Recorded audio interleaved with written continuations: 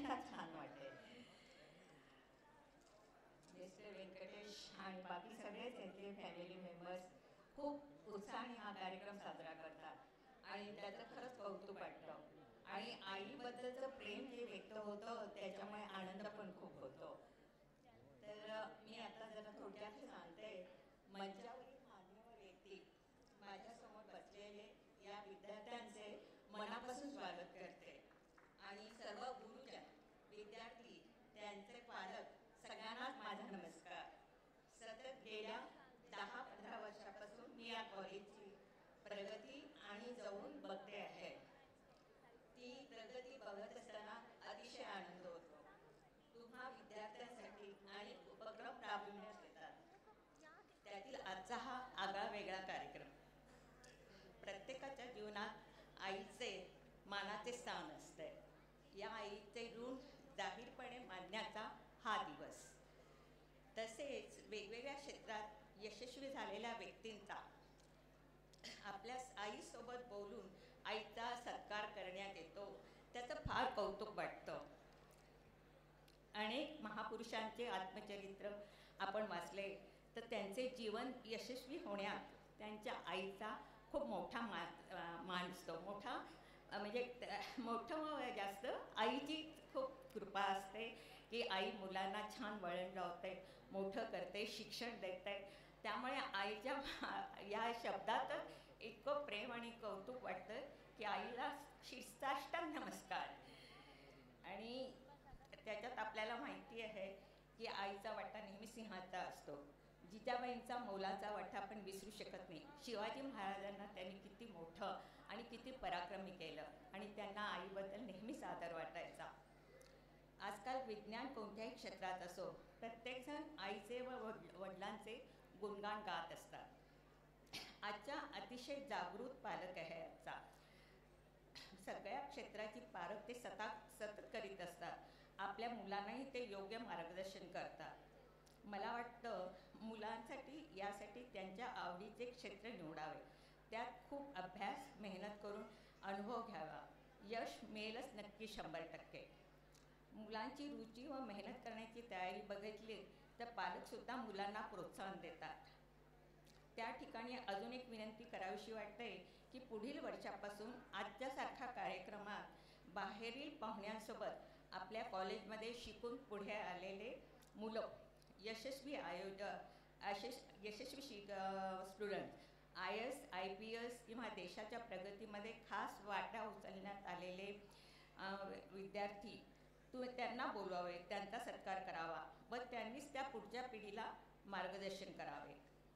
इथं बसलेल्या प्रत्येक विद्यार्थ्याला मी विनंती करते की प्रत्येकाने ठरवावं की मी आयुष्यात खूप यशस्वी होईल, आदर्श व्यक्ती होऊनच आपल्या कॉलेजमध्ये परत पुन्हा येईल.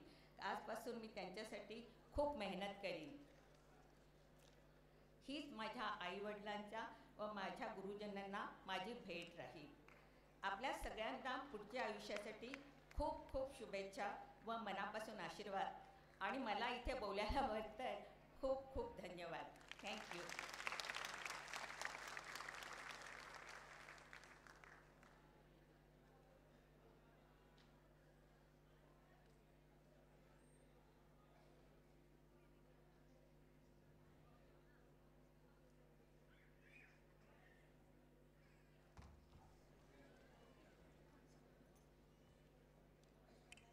May I now request our Honorable Chief Guest, Mrs. Asha Lakshmikant Bhimanwar, to grace this occasion by her kind words.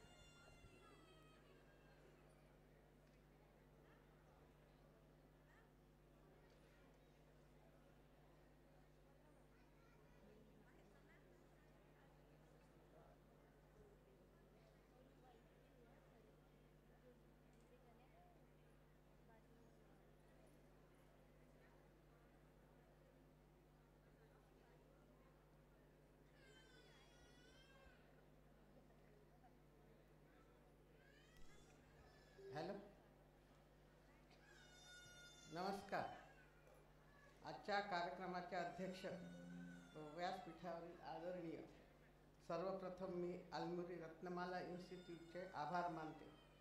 त्यांनी मला मातृदिनानिमित्त मनोगत व्यक्त करण्याची संधी दिली, त्याबद्दल धन्यवाद. सर्वांना मातृदिनाच्या शुभेच्छा. आपणा सर्वांना माहीत आहे की मातृदिन अहिल्याबाई होळकर यांची आठवण म्हणून आपण साजरा करतो.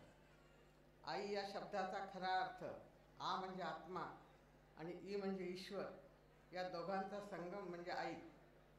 आई तुझ्याच ठाई सामर्थ्य नंदिनीचे, माहेर मंगलाचे अद्वैत तापसाचे, गांभीर्य सागराचे अवदार्य या धरेचे. कवी यशवंतांच्या या आईवरील नितांत सुंदर कवितेतील ओळी आईचे अत्यंत सुंदर वर्णन करतात. आई जिजाऊंच्या संस्कारामुळे शिवबांनी हिंदवी स्वराज्याची स्थापना केली. मुलाला पाठीवर घेऊन लढणारी झाशीची राणी असू दे, नाहीतर तान्हुल्याच्या आठवणीने व्याकुळ झालेली रात्रीच्या अंधारात गड उतरून येणारी हिरकणी असू दे, आपल्या इतिहासात आईने मुलासाठी केलेला त्याग आणि समर्पण याचे अनेक दाखले आहेत.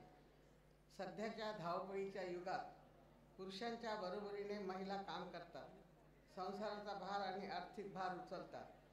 त्यासाठी त्यांना तारेवरची कसरत करावी लागते. वेळ प्रसंगी मुलांना पाळणाघरात ठेवून नोकरी करतात. मुलांचे करिअर घडवण्यात आईचा सिंहाचा वाटा असतो.